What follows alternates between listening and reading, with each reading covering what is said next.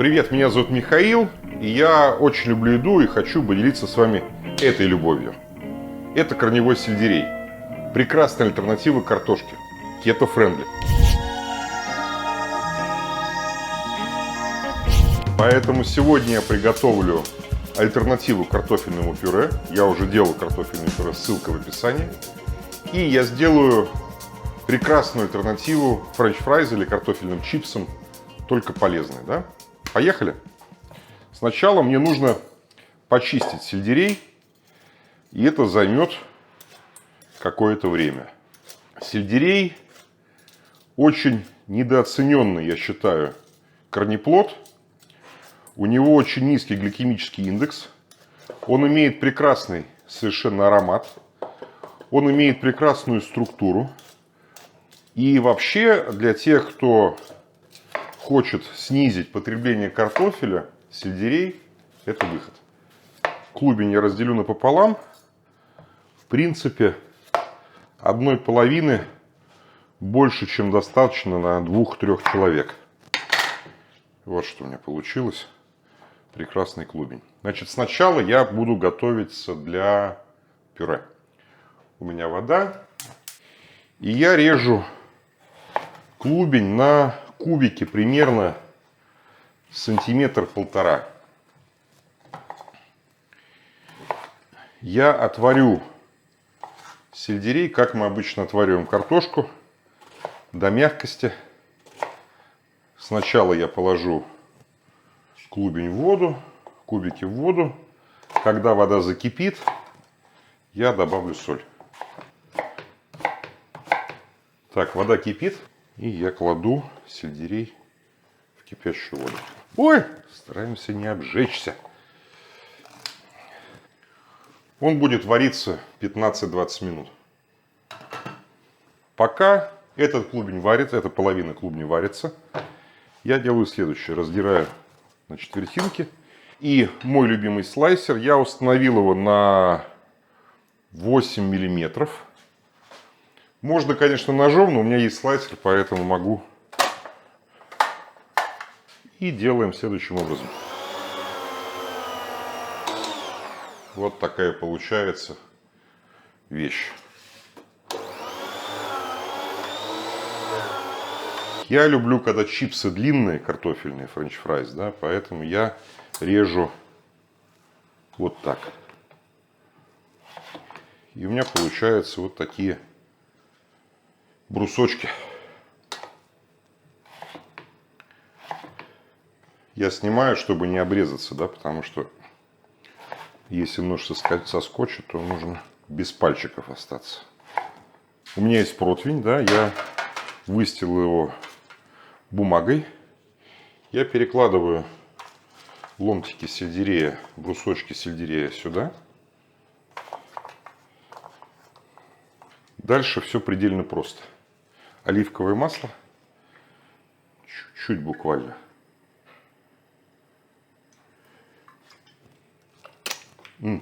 Прекрасное оливковое масло. Вот здесь где-то 1,5 ложки. Соль.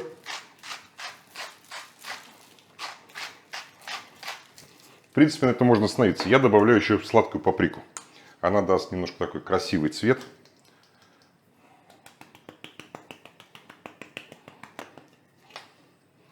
И теперь пора испачкать немного руки. Я просто беру и перемешиваю, чтобы соль и паприка примерно равномерно покрыли бруски целиком.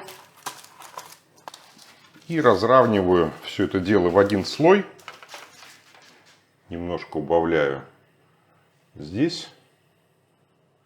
Разравниваю все в один слой.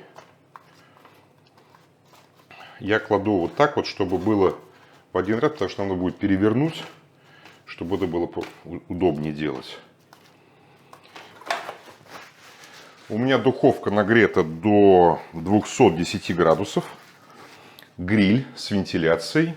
И я ставлю противень на самую верхнюю полку духовки минут на 10. И ждем. Значит, у меня кипит сельдерей. Я сделаю его немножко поменьше. огонь. Мне не нужно, чтобы очень сильно кипело. И теперь добавлю соль. Пока доваривается сельдерей, я беру сливки жирные, где-то 150 грамм. Не лицемерим. Значит, это углевод кето-френдли, поэтому жиром его не испортишь. У него низкий гликемический индекс, и не страшно, что мы добавляем много жира, да? И, как всегда, как учил Жоэль Робюшон, много сливочного масла. И я на медленном огне это расплавлю, пока доваривается у меня сельдерей. Теперь, что у меня в духовке?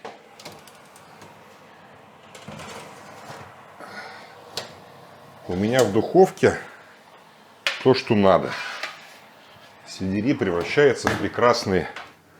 Как будет по-русски френч фрайс? Кто-нибудь знает? Я не знаю. Отлично. Переворачиваю. Вот мне тут за кадром подсказывают, что френч фрайс будет картошка во фритюре. Но фритюра здесь нету, поэтому это очень полезно. Но выглядит также, на мой взгляд, по вкусу даже лучше. Мне нужно аккуратно перевернуть, чтобы она под грилем пропеклась с другой стороны. Вот, я перевернул. То есть, в принципе, он уже готов. Так, и проверяю сливочное масло и сливки. И сельдерей я убираю обратно в духовку еще минут на 7-8, как раз пока мы будем делать пюре. Он дойдет. Вот вилка уже свободно входит. Все лучше и лучше. Осталось пару-тройку минут. И иду сливать сельдерей.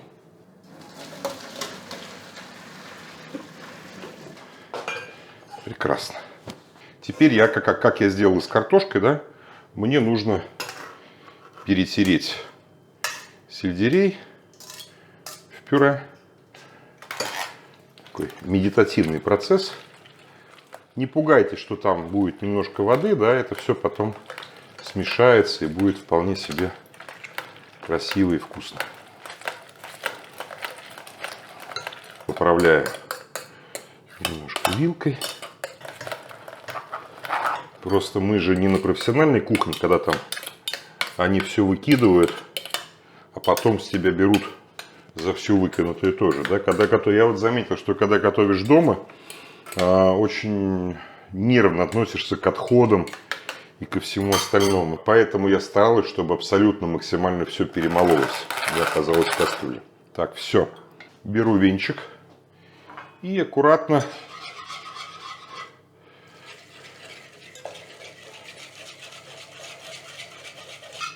добавляю все сливки с маслом в пюре.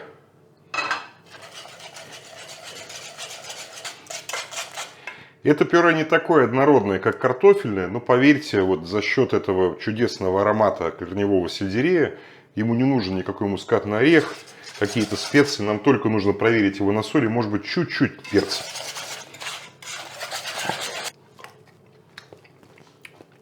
Соль. И немножко перца. Вот теперь идеально. Пюре из сельдерея готово.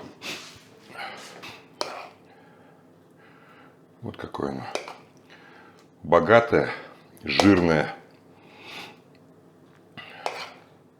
Это идеальный гарнир практически к любому мясу, птице, рыбе. Да? Я уже делал картофельное пюре. Это пюре ничем не хуже. Оно такое же сливочное, такое же богатое, но при этом нету негативных вещей от быстрых углеводов, которые есть в картофеле. В духовке у нас просто прекрасно. Чипс внешне очень похож на картошку фри.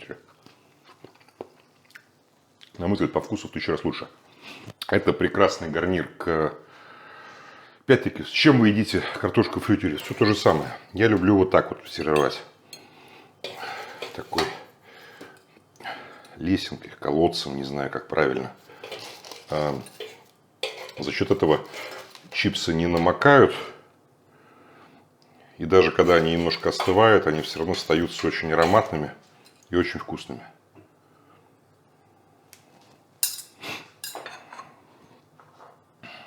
Пюре, чипсы. Два, на мой взгляд, прекрасных абсолютно гарнира, которые элементарно приготовить дома.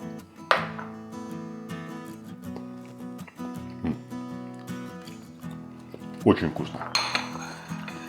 Я бы даже, знаете что?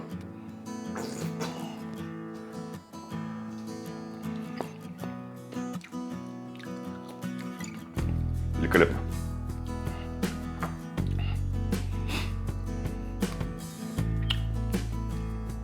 Поэтому подписывайтесь, ставьте лайки, рекомендуйте друзьям. Скоро я покажу блюда, которые я буду подавать как раз вот с этими гарнирами. Приятного аппетита, пробуйте новое. Это очень интересно и всегда неожиданно. Вернее, не всегда неожиданно, часто неожиданно.